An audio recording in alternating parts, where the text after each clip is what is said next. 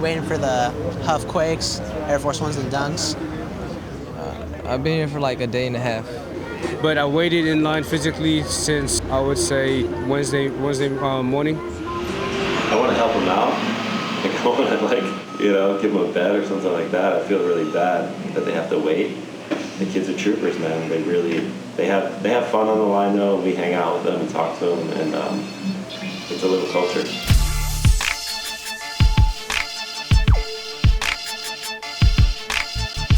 Every shoe tells a story about the legends that rocked them. Bobby Jones was a 6'10" Greyhound, man. Dunk on you most of the time. The fans who copped them. Nike Blazer, 1973. And the artists that created them. Put a little jazz in it, a little red, a little blue, a little... And the kicks that created a culture. It was because it was what we needed. We needed those basketball sneakers that were cool enough to wear in the street.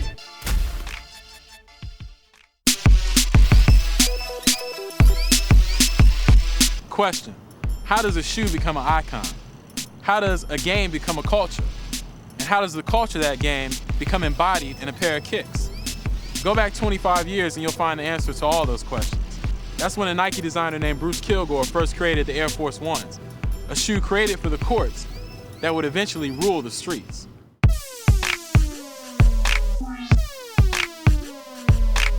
I think because of when the time period the Air Force One came out, 25 years ago, and the development of hip-hop and the hip-hop culture, the Air Force One became this staple icon shoe.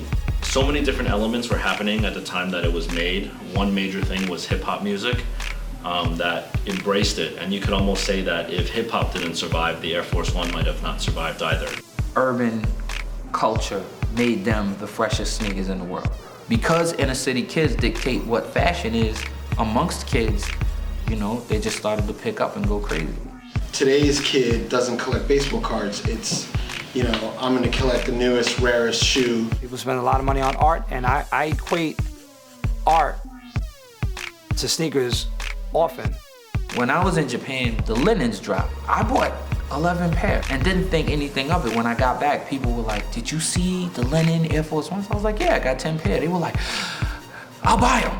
And these were store owners going, "I'll buy them all just so I can have some in my store." And I was just like, what's the hysteria about? You got magazines entirely devoted to sneakers.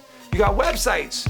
You got New York Times doing sneaker articles on stores. Over here we have the Air Force section, which is probably one of the favorite sections amongst a lot of our consumers here in New York. This looks perfect. There's absolutely no mistakes. Unless you've worn them too much and then they're dirty. Well, from a design standpoint, the Air Force One's just classic because it's just, I'm gonna say this a lot, it's a silhouette. You can wear this with a dress suit. You can wear this, I've worn Air Force Ones to weddings. It's just a very clean design that I think, lasted over the years. By the mid-'80s, the AF1 was a staple of ball players and urban players alike. MCs who rhymed on the corners were rocking ones. And the cats who rock rims wore them too.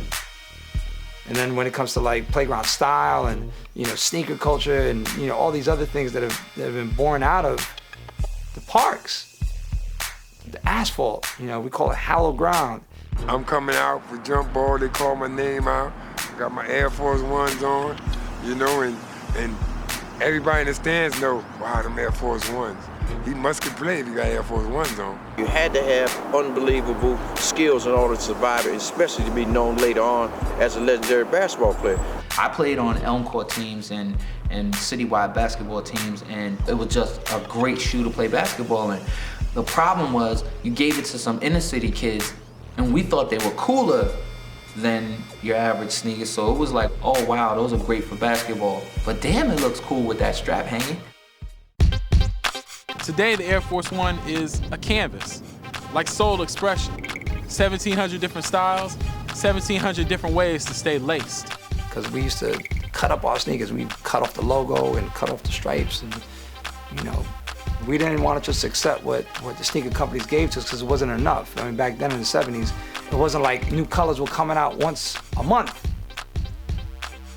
New colors were coming out once a year. I grew up in the 70s and I wore my shoes So they were absolutely done and worn. And the one thing that, you know, my mom and my brothers and all that, they were like, well, you could just change your laces and make them dope, you know, hip them up. Somebody had a crazy lace job, boom. Next thing, what do? You start drawing on your shoes. So then people are like, whoa, okay, now we just gotta start switching it up. That's when you saw the progression of sneakers. How you gonna make a sneaker last? All right, well, first, you can dog it out, because we were all ball players, so it's kind of hard to save our sneakers. So you paint it and give it a new life. When I had the Air Force One in 83, 84, my Lower Merion Aces, everybody on my squad got Air Force Ones in burgundy and gray, because that's the first color. So now I paint my stripe burgundy. Now I got I'm the only kid on the squad with burgundy sneakers. So now I'm special. Now the other kids on the other team looking at me like, yo, who's that kid with the burgundy Air Force Ones? You can't buy those in the stores. Growing up in the suburbs, for me, kids had cars. And you got a car, you hooked up your car. That was your identity. In the city, nobody's got a car. So it's like, boom, these are your cars. This is your car, and you gotta walk to wherever you're going. And you're trying to get recognized. Because I bought sneakers to be fresh, and I still buy sneakers to be fresh. I want to be fresher. I want to look cooler than everybody. I got the edge. I'm always trying to get the edge. I'm a New Yorker. You know. I mean, they call that like snapping necks or breaking necks, you know, just like when people's necks just break from looking at your sneakers. You know, our terms, it's just a little more hood. It's a style thing, it's everything. It's like, just gotta be special, you know? I wanna be special.